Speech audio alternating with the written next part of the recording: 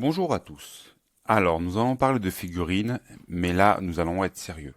J'ai une partie où on met un peu de comique, et là, par contre, nous allons parler un peu plus de technique, de sérieux, et qu'est-ce que c'est que le monde de la figurine, et quelles sont les différences de peinture, quelles sont les différences de figurines, et quels sont les différents jeux. Alors, il y aura plusieurs sous-chapitres, et il y aura plusieurs chapitres. Maintenant, nous allons voir en détail les jeux de figurines, la peinture de figurines, pour enrichir ton savoir et ta passion. Numéro 1. Il existe différents types de figurines. Les figurines ne sont pas toutes identiques. Elles peuvent varier énormément en termes de taille, de matériaux et de détails. Voici quelques exemples populaires. Les figurines en plastique. C'est le type le plus courant, surtout pour les jeux comme Warhammer 40 000 ou Age of Sigmar. Elles sont légères, faciles à peindre et offrent un excellent rapport qualité-prix. Les kits permettent aussi souvent de personnaliser les figurines pour créer des personnages uniques. Ensuite, tu as aussi les figurines en métal. Les figurines en métal sont un peu plus anciennes, mais elles sont souvent plus détaillées et ont un poids appréciable. Elles peuvent aussi être un peu plus fragiles, donc à manipuler avec soin. Certaines entreprises continuent d'en produire pour leur qualité et leur longévité. Les figurines en résine. Elles sont plus récentes et offrent un excellent niveau de détail. Les figurines en résine sont souvent utilisées pour des modèles haut de gamme ou des éditions limitées, comme celles de Privateer Press, Word, War Machine ou certaines gammes de Kickstarter. Numéro 2. Les différents types de jeux de figurines. Les jeux de figurines peuvent se diviser en plusieurs catégories selon l'échelle et le style de jeu. Voici quelques types populaires. Le jeu d'escarmouche. Ces jeux mettent en scène de petites équipes ou unités. Les parties sont plus rapides et plus tactiques. Par exemple, il y a Malifaux ou Infinity qui proposent des affrontements entre quelques figurines dans un espace réduit, idéal pour ceux qui veulent jouer en peu de temps. Ensuite, tu as les jeux de grande bataille. Ici, tu contrôles des armées entières, comme King of War. Sont un exemple parfait, où les joueurs s'affrontent avec des centaines de figurines. Ces jeux nécessitent une table de jeu plus grande et des heures de stratégie. Tu as aussi le jeu narratif. Certains jeux ne sont pas centrés uniquement sur la victoire, mais sur la création d'une histoire. Necromunda, par exemple, raconte l'histoire de gangs combattant dans les bas-fonds d'un univers dystopique. Les personnages évoluent au fil des campagnes et les résultats des campagnes influencent l'histoire. C'est un mélange parfait entre jeu de figurines et jeu de rôle. Numéro 3. Les techniques avancées de peinture. Quand tu as tes figurines, maintenant, elles sont toujours brutes, il faut les peindre. Donc alors, tu as le travail des ombres et des lumières. L'un des grands défis de la peinture des figurines, c'est de donner une profondeur à tes œuvres. Cela passe par des techniques comme le lavage. Appliquer une peinture plus fluide dans les creux pour accentuer l'ombre, ou le highlighting. Appliquer des couches de peinture plus claires sur les zones exposées à la lumière. Maîtriser ces techniques te permettra d'obtenir des figurines plus réalistes et détaillées. Tu as le NMM, non métallique métal. Si tu veux vraiment épater, essaie la technique du NMM.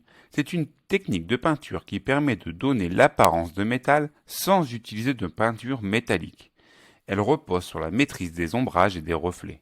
Cela demande beaucoup de pratique, mais les résultats sont impressionnants. Maintenant, on va parler d'une technique qui est un peu compliquée, mais si tu le fais régulièrement, tu vas t'améliorer. C'est la peinture des visages et des yeux. Peindre des visages réalistes est un vrai défi, surtout quand il s'agit de rendre l'impression de ton visage pratiquement comme quelqu'un qui est devant toi.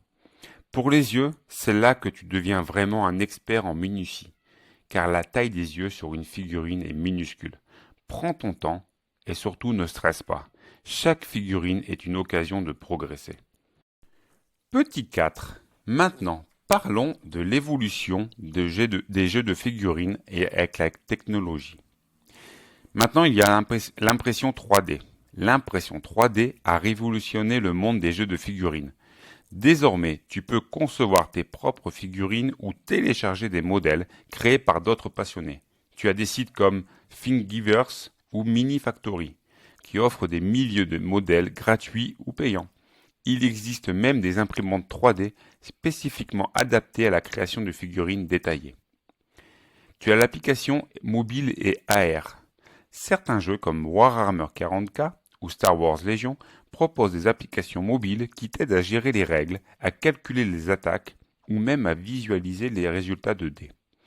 Et avec la réalité augmentée, donc l'AR, tu pourrais bien un jour voir tes figurines prendre vie sur ton écran avec des animations et des effets visuels pendant les batailles. Maintenant, tu as peint tes figurines, tu as appris les règles, mais il y a autre chose qui manque sur la table. C'est le numéro 5. D'après toi, c'est? Eh ben moi je te le dis, c'est le rôle des décors. Les décors ne sont pas juste un complément esthétique. Ils ont un impact direct sur le gameplay. Par exemple, dans un jeu comme Warhammer 40K, les décors peuvent affecter la ligne de vue, l'utilisation du couvert ou la mobilité des troupes. Il existe différentes techniques pour fabriquer des décors. Par exemple, tu peux utiliser de la mousse expansée pour créer des montagnes ou des bâtiments en ruine. Tu as aussi la scénographie, en carton-plume ou en papier mâché pour fabriquer des structures. Ensuite, encore, tu peux ajouter du sable, des graviers, du flocage pour simuler des terrains comme des prairies, des forêts ou des terrains boueux. Mais quand tu construis ton décor, il faut aussi le peindre. Donc tu as la peinture des décors. Ils doivent être aussi détaillés que tes figurines, appliquer des lavis, des brossages à sec et des effets de peinture pour simuler des textures comme la rouille, les graffitis ou l'usure. Il y a aussi dans ta passion de la figurine des choses qui sont parfois négligées. Je ne parle pas de figurines, je ne parle pas de porte-monnaie, je ne parle pas de décor, je parle de ta dimension sociale sur tes jeux de figurines. Car les jeux de figurines vont t'apporter beaucoup de vie sociale. Pourquoi? Parce que tu as des clubs et tu as des événements locaux. Les clubs de jeux de figurines sont des endroits parfaits pour rencontrer d'autres passionnés. Tu peux y trouver des joueurs pour tes parties, échanger des figurines, des astuces, ou même des fois organiser des événements et des tournois. Ces clubs sont souvent très conviviaux et accueillants pour les débutants. Après les clubs et les événements, tu peux faire aussi des tournois. En plus de jouer pour le plaisir, les tournois sont une excellente occasion de tester tes compétences et ta créativité, que ce soit pour des jeux comme Warhammer 40K, Star Wars Legion ou Guild Ball. Il y a des tournois pour tous les niveaux. Et si tu es du genre compétitif, c'est aussi l'occasion de te frotter aux meilleurs joueurs tout en montrant tes figurines les mieux peintes. Après, tu as aussi une dimension sociale, mais plus forum et communauté en ligne. Internet est rempli de forums dédiés à la peinture, de figurines et aux jeux de figurines. Tu as des sites comme Reddit, tu as des forums spécialisés, tu as la Garde impériale, tu as Warhammer Community. Ce sont des lieux parfaits pour échanger sur ta créativité, discuter des nouvelles règles ou même trouver des partenaires de jeu pour ton futur. Partie numéro 7. Il y a aussi la valeur émotionnelle et créative. Peindre des figurines, ce n'est pas qu'une question de technique, c'est un moyen d'expression, un moyen de se détendre après une journée stressante ou de se concentrer sur un projet qui te passionne. Chaque figurine peinte est un petit moment de satisfaction. C'est aussi une activité qui développe la patience, la concentration et ta persévérance. Numéro 8. L'avenir des jeux de figurines. L'avenir semble très prometteur pour les jeux de figurines. Entre les nouveaux systèmes de jeu qui émergent régulièrement, les figurines de plus en plus détaillées et l'influence de la technologie, l'attrait des jeux de figurines ne cesse de croître. C'est un domaine qui attire de plus en plus des jeunes joueurs, mais aussi un public plus large qui cherche à s'évader dans des univers fantastiques. En résumé, la passion pour les jeux de figurines et la peinture offre un monde riche en possibilités, créativité et stratégie. Il y a toujours quelque chose de nouveau à apprendre. Et chaque figurine peinte ou chaque bataille remportée est une victoire personnelle.